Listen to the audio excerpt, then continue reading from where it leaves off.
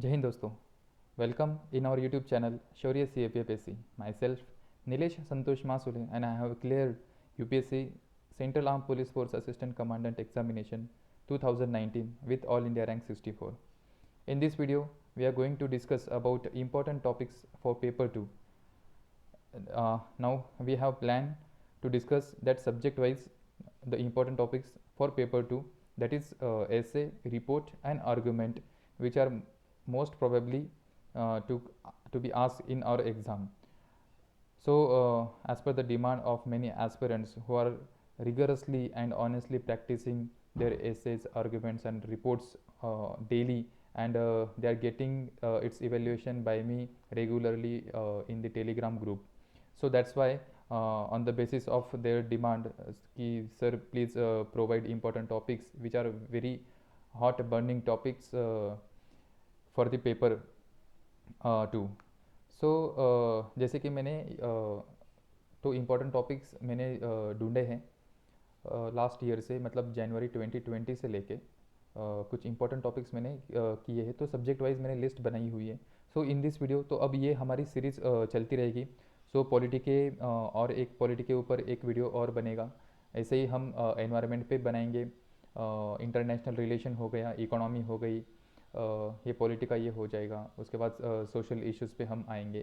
तो ऐसे है, क्योंकि हमने if we analyse the thing that in previous year papers the जो क्वेश्चंस पूछे जाते हैं, ऐसे हो या आर्गूमेंट हो या रिपोर्ट हो, तो वो करंट अफेयर बेस्ड होते हैं और अलग अलग टॉपिक से आए हुए थे, जैसे कि पॉलिटी, इकोनॉमी, इस टाइप से. So in this video we are going to discuss the subject polity and the important and burning topics of the paper 2. So let's start. So friends, the first topic is the specific provisions for other states, India's asymmetric federalism.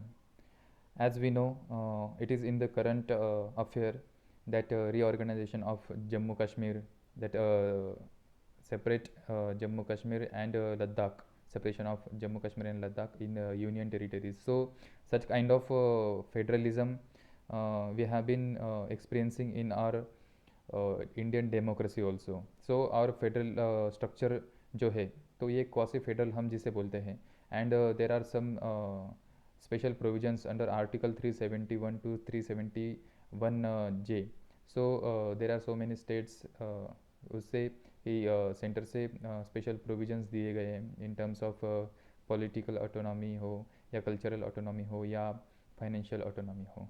सो ये topic बहुत important है. So it will be important for ऐसे and argument. तो हमें India's asymmetric federalism, इस topic पे ऐसे भी आ सकता है और इस टॉपिक का आर्गूमेंट भी आ सकता है. तो you have to write both of the things. So इसके रिलेटेड जो भी क्वेश्चन आता है, तो ये नॉलेज हम मेन पेपर में यूज़ कर सकते हैं. Next topic is internet as a basic right, और right to internet is a fundamental right. ऐसा भी क्वेश्चन आ सकता है.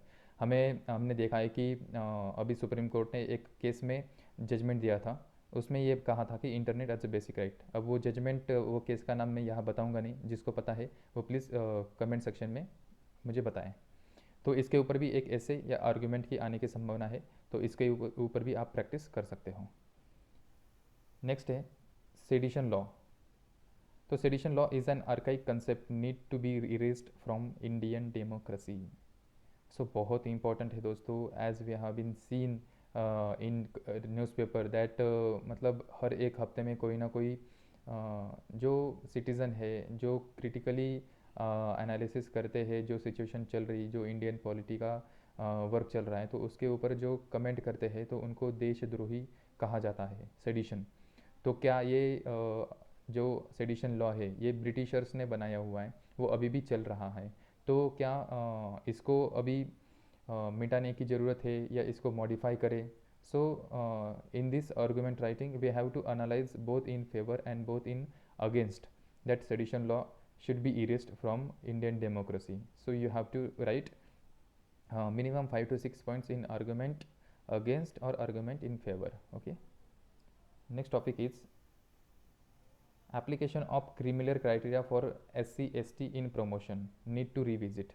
ये देखो दोस्तों, prepare this topic, prepare the reservation topic as a whole. So, in totality, reservation policy can be asked in final exam. और अगर उन्होंने ज़्यादा स्पेसिफिक कर दिया तो ये न्यूज़ में था SC/ST प्रमोशन के लिए, क्योंकि सुप्रीम कोर्ट ने 2019 में एक जजमेंट दिया था कि उसमें प्रमोशन हटा देना चाहिए. तो सुप्रीम कोर्ट की जो गाइडलाइंस होती है उसको फॉलो करना ये सेंट्रल गवर्नमेंट की ड्यूटी होती है. But what the central government did, they amended the act and फिर से सुप्रीम कोर्ट के जजमेंट को उन्होंने खारिज करके एक नया अमेंडमेंट ले आए और प्रमोशन ये जारी रखा है. So application of creamy layer criteria for SC/ST in promotion, ये रिविजिट करना चाहिए या नहीं करना चाहिए. So you have to write argument in against and argument in favour of the statement. और इसके ऊपर ऐसे की जो रिजर्वेशन पॉलिसी के ऊपर आपको लिखना है. Next topic, sub categorisation of OBC an essential step towards equality. Actually क्या होता है कि हम देखते हैं कि OBC एक बहुत बड़ी कैटेगरी हो जाती है और OBC में अभी हमने मतलब वो एक कंसेप्ट है क्लास विद इन क्लास. सो एक OBC एक सेपरेट क्लास है, पर उसमें भी क्लासेस बन गए कि उसमें भी हार्डली 5 to 6% परसेंटेज जो पॉपुलेशन है टॉप लेयर की, वो ऑलमोस्ट 60 to 70% वेल्थ जनरेट करते हैं. तो उसमें भी हमें इनइक्वलिटी दिखती है. तो हम अगर सब कैटेगराइजेशन कर देंगे तो जो हायर क्लास है वो suppose A B C D कर देते हैं, तो हायर क्लास को A में डाल देंगे तो उनके लिए प्रोविजंस थोड़े कम होंगे. फिर B C D और जो D वो बिल्कुल लोअर क्लास में आते हैं with in OBC. So central will focus on that beneficiaries more. So that's why justice Rohini committee government ने बिठाई है, तो वो अभी सब कैटेगरेशन पे काम कर रही है.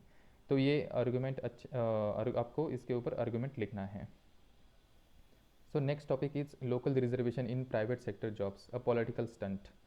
So it is also the question for argument that recently Haryana government announced 75% local reservation in private sector. So should we move such kind of reservation? अगर पूरे इंडिया में हर एक स्टेट ने अगर ऐसा रिजर्वेशन लगा दिया तो क्या हो सकता है दोस्तों, कैन यू इमेजिन. तो यही है आपको आर्गूमेंट में लिखना है. और आर्गूमेंट लिखते हुए सिर्फ कोई मटेरियल आपने यूज़ किया और वैसे ही फॉलो किया ऐसा मत करो दोस्तों. एक खुद सोचो अपनी सोच क्या है, अपना स्टैंड क्या है. Put your own opinion in such kind of questions. So you have to write 5 to 6 points and amongst 2 to 3 points that should be basis on your own opinion. और लास्ट में कंक्लूजन भी देना है कि local reservation देना चाहिए या नहीं देना चाहिए, या उसको अल्टरनेटिवली क्या करना चाहिए हमने. Next question is one nation one language. Recently our home minister honourable Amit Shah ji, उन्होंने ये बात कही थी वन नेशन वन लैंग्वेज की. तो इसके काफ़ी प्रोज है, काफ़ी कॉन्स है और काफ़ी चैलेंजेस है. सो ये ऐसे भी आ सकता है और आर्गूमेंट भी आ सकती है. So do practice on it. Next topic is parliamentary committees are the backbone of better parliamentary function. So दोस्तों अगर if we analyze the previous year papers, so there are questions from static also, but as such they are not as static because they may be asked in current affair. so current affair में कुछ ना कुछ चल रहा होगा, तभी वो static से कोरिलेट करके वो क्वेश्चन पूछा गया है. सो पार्लियामेंट्री कमेटीज़ के ऊपर भी क्वेश्चन इंपॉर्टेंट हो सकता है. अगर I would suggest do prepare the parliamentary committee as a whole, that will help in your paper 1 also and paper 2 also. So ये क्वेश्चन लिखना है. Next question is revisiting the anti defection law is a need of hour. दोस्तों ये भी काफ़ी critical issue हुए. काफ़ी state में हमने देखा, अभी रिसेंटली मणिपुर में 2020 में डिफेक्शन होते हुए हमने देखा है. तो ये हमेशा इलेक्शन होने के बाद ये चलता रहता है, क्योंकि पॉलिटिकल जो क्लाइमेट है वो काफ़ी ख़राब हो जाता है इससे. तो एक साइड है कि फ्रीडम ऑफ MLAs और MPs, और दूसरी तरफ है कि जो पार्टी है या जो सरकार बैठी हुई है तो उसका स्टेबिलिटी होना. तो दोनों चीज़ें कैसे बैलेंस करेंगे, तो उसके लिए एंटी डिफेक्शन लॉ है. पर एंटी डिफेक्शन लॉ में कुछ लूप होल्स है, उनको रिविजिट करने की ज़रूरत है. सॉरी इसके आगे मैं कुछ लिखा नहीं. तो ये आपको ऐसे भी आ सकता है और आर्गूमेंट भी आ सकता है. Mostly focus it on argument. And the last question is Citizenship Amendment Act. So दोस्तों कि ये है थोड़ा ओल्ड टॉपिक हो गया, ये 2019 और 2020 के लिए इम्पोर्टेंट था, बट इसके ऊपर क्वेश्चन पूछा गया नहीं है डायरेक्टली। बट संभावना है कि 2021 में पूछ सकते हैं किसी भी रूप में, या तो वो रिपोर्ट में पूछ सकते हैं या आर्गूमेंट में पूछ सकते हैं या ऐसे में पूछ सकते हैं। So do prepare in totality. Citizenship amendment act क्या है, what are the its features, what is the need of the citizenship act, what are the benefits and what are the challenges or disadvantages, and give its your conclusion. So citizenship amendment act, क्योंकि हमने देखा है कि UPSC questions ऐसे भी पूछती है कि वो रिसेंटली बोलते हैं, तो रिसेंटली मतलब वो लास्ट 2-3 ईयर्स में हुआ होता है कुछ ना कुछ, और वो करंटली न्यूज़ में आ रहा है, तो इसलिए सिटीजनशिप अमेंडमेंट एक्ट भी इम्पोर्टेंट है। सो फ्रेंड्स, ये एक मेरा एनालिसिस के ऊपर मेरा जो एक्सपीरियंस था, मैंने भी ऐसे लास्ट टाइम ऐसे ही मेरे एग्ज़ाम के टाइम टॉपिक्स प्रिपेयर किए थे, और काफ़ी वो मुझे हेल्प की थी उन्होंने, डायरेक्टली और इनडायरेक्टली भी काफ़ी हेल्प होती है। तो ये मैंने जो करंट अफेयर पे टॉपिक्स थे वही मैंने सर्च किए अच्छे से, उसके ऊपर स्टडी किया है, और ये आपके सामने मैं लिस्ट ले आया हूँ। तो ऐसी और लिस्ट आती रहेगी, 3-4 दिनों में मैं डालते रहूँगा कि इंपॉर्टेंट क्वेश्चंस क्या क्या है। अगर आपको ये क्वेश्चंस लिखने हैं और मुझसे इवेल्यूएट करने हैं, तो ये क्वेश्चंस आप लिखो और मुझे टेलीग्राम पे पर्सनली आप मुझे भेज सकते हो। टेलीग्राम पे मैंने एक डेडिकेटेड पेपर 2 के लिए टेस्ट सीरीज़ भी शुरू कर दी है। तो वो टेस्ट सीरीज़ भी मैं चाहूँगा कि दोस्तों आप मिनिमम आप 4 टेस्ट फुल लेंथ वो ज़रूर लिखिए और उसका प्रॉपर इवेल्यूएशन कीजिए। कैसे दोस्तों, अगर हम छोटी छोटी चीज़ों का अगर सोचेंगे, see this exam is very very important और बहुत बड़ी एग्ज़ाम है, ऑल इंडिया लेवल के एग्ज़ाम है, लाखों बच्चे एग्ज़ाम को फॉर्म भरे हुए और लाखों बच्चे लिखेंगे भी। अगर हमने छोटी छोटी चीज़ों को लेके अगर वो सोचेंगे और फुल लेंथ टेस्ट लिखने का नहीं सोचेंगे, तो ये हम कहीं ना कहीं खुद को एक्सक्यूजेस दे रहे हैं और कंपटीशन से हम बाहर आ रहे हैं। ऑलरेडी काफ़ी कैंडिडेट्स ने इसमें एनरोल किया है और काफ़ी अच्छा परफॉर्मेंस रहा है, उनकी इम्प्रूवमेंट्स भी दिख रही है।